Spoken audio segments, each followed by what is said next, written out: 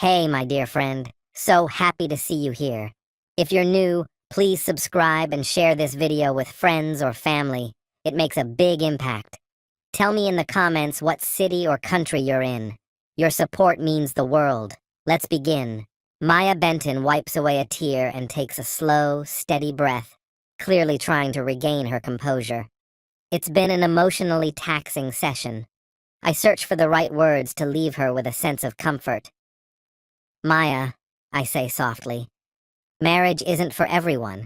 Some people go through the ceremony, speak the vows, but deep down, they're just not invested. She offers a slight nod, a small but sincere smile breaking through.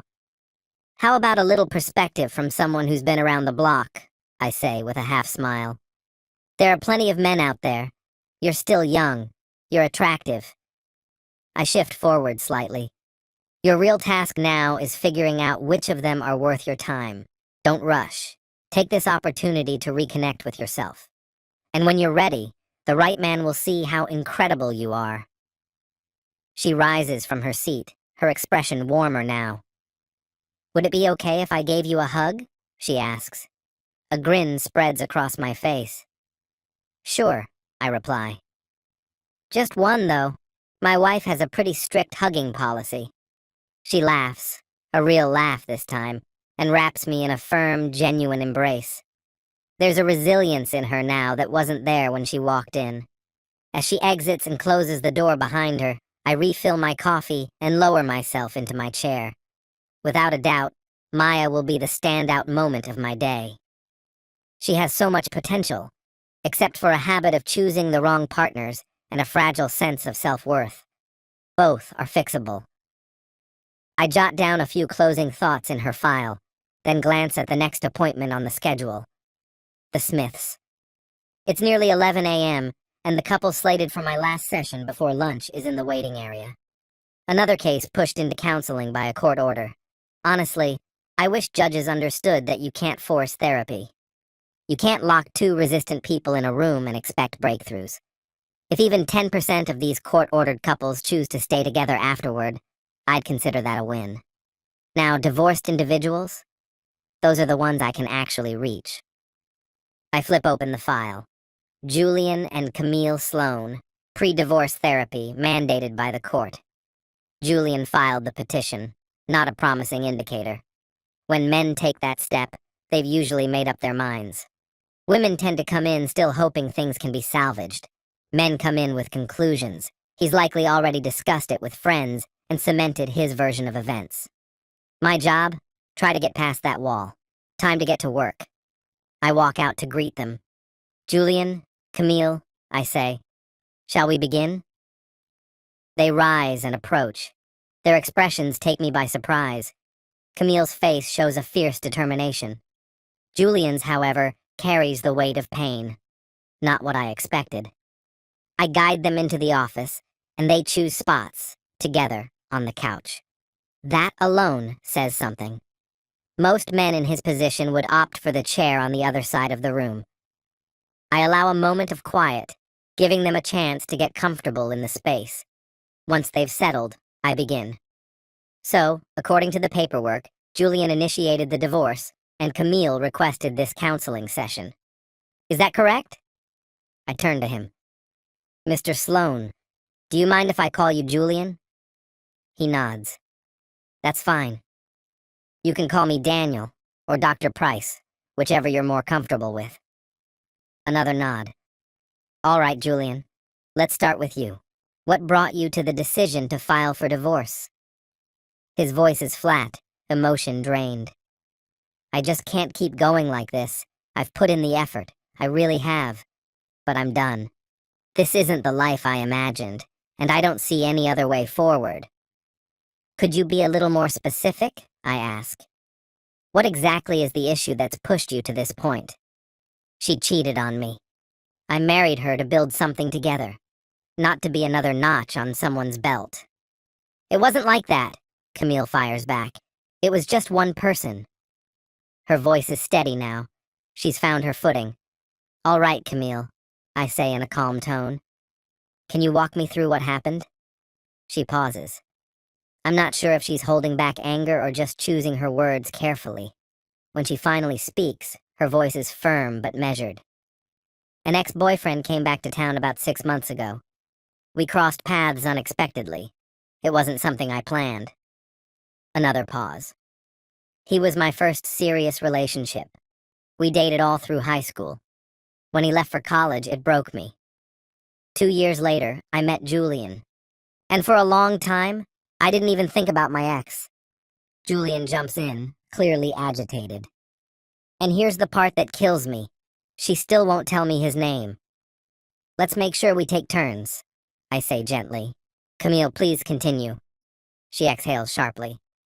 Like I said, we bumped into each other. What do I mean by reunited? She anticipates my question. We had lunch, just a chance to catch up and talk about the past. It felt harmless. So we went to lunch again. It was only supposed to be a casual lunch. She refuses to discuss it, shuts down the topic instantly. Her eyes drop to the floor, settling there without a word, until at last she mutters, "And then?" That's the extent of her reply. Talking to her feels like prying open a locked box. Every exchange is a struggle. I'm a dentist yanking teeth, and she's not numb. Later, we shared dinner. You invited Julian, didn't you? Her lips curl into a disdainful smirk. That expression doesn't belong to someone who respects her spouse. Why not?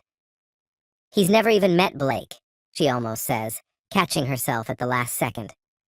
So just you and Blake, then? I ask the question I already know the answer to. Was your husband out of town, or was he at home? The first time he was on a trip. And the second? I told him I was staying late at the office. What I'm seeing here is deception, deliberate and calculated, a disregard for honesty and probably infidelity. I silently nod to the judge in appreciation for the opportunity. Is this a pattern for you?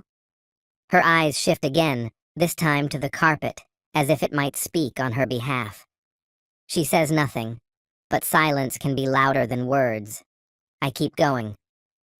Let's not sugarcoat this anymore. Camille, are you cheating? The question strikes a chord. She stays silent, but he steps in. Of course she is. Her admission was crystal clear. Can you believe it? She wants dual husbands, 2 lives, split down the middle. You'd still be my number 1, she told him. We'll share a house, grow old together. I just want some nights with him, that's all. Is that so unreasonable? Hell yes, he snaps. And screw you. Her retort slices clean through the air. Maybe if you were any good at it, I wouldn't need him. That ends the discussion. I've had enough. Both of you? Take 5. Truthfully, I needed the break more than they did. It was a train wreck. Drawing in a slow, steady breath, I exhaled to clear the fog.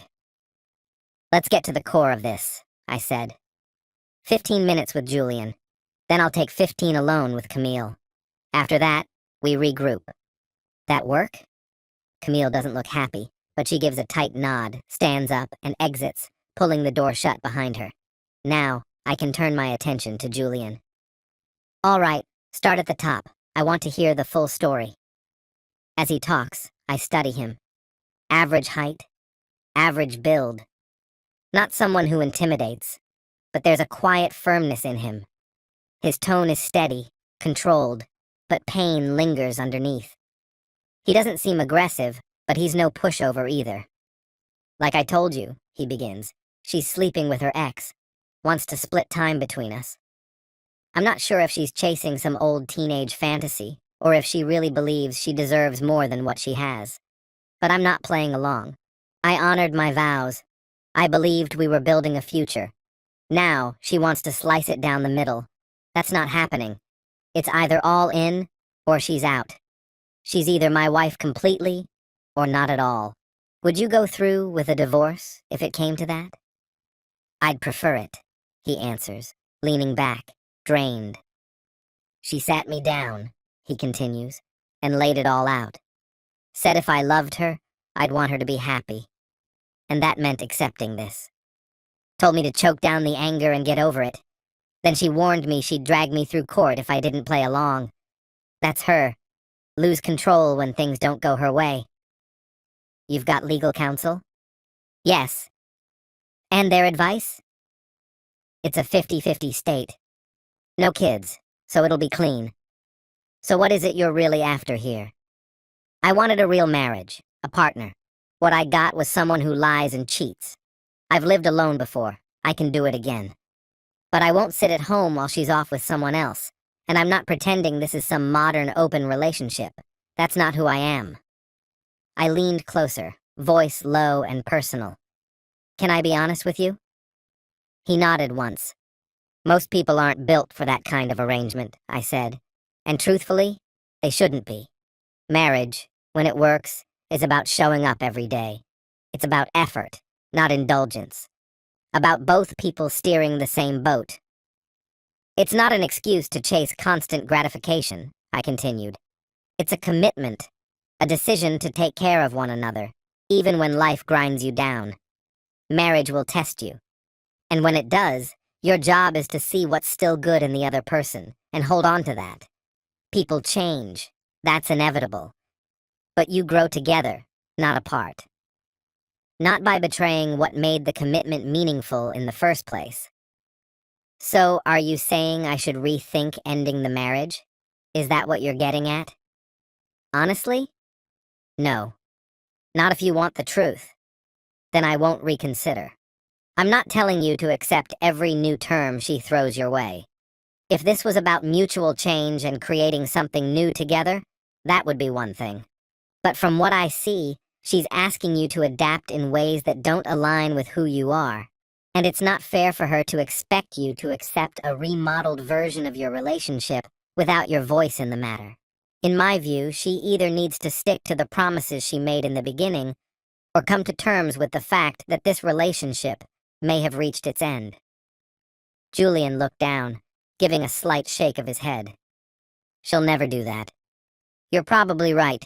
Still, I'll try speaking with her. Who knows? Maybe something will come from it. At least there aren't any children involved. That's one small mercy. That last line hit me harder than I expected. Julian, most of the people I counsel are grown adults still carrying the emotional baggage of things that happened when they were kids. When couples split and children are caught in the middle, it's not just messy, it's deeply damaging. That's why the legal system puts their needs first. Kids don't have the tools to process these situations. They absorb the chaos and often turn it inward, blaming themselves.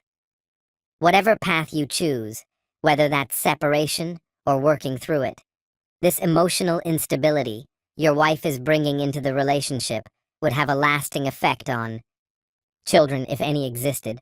You're still young. You've got time to find someone who values partnership, who holds loyalty and commitment the way you do. I promise, there are women out there who'd see you as someone to build a future with. Julian remained silent, taking it all in. I could tell he wasn't dismissing anything I said. He was a straightforward man in the best sense, honest, thoughtful, and sincere. He spoke plainly, without hiding behind pretense. We finished the session by discussing what life might look like if the marriage ended, and he agreed to return if things unraveled.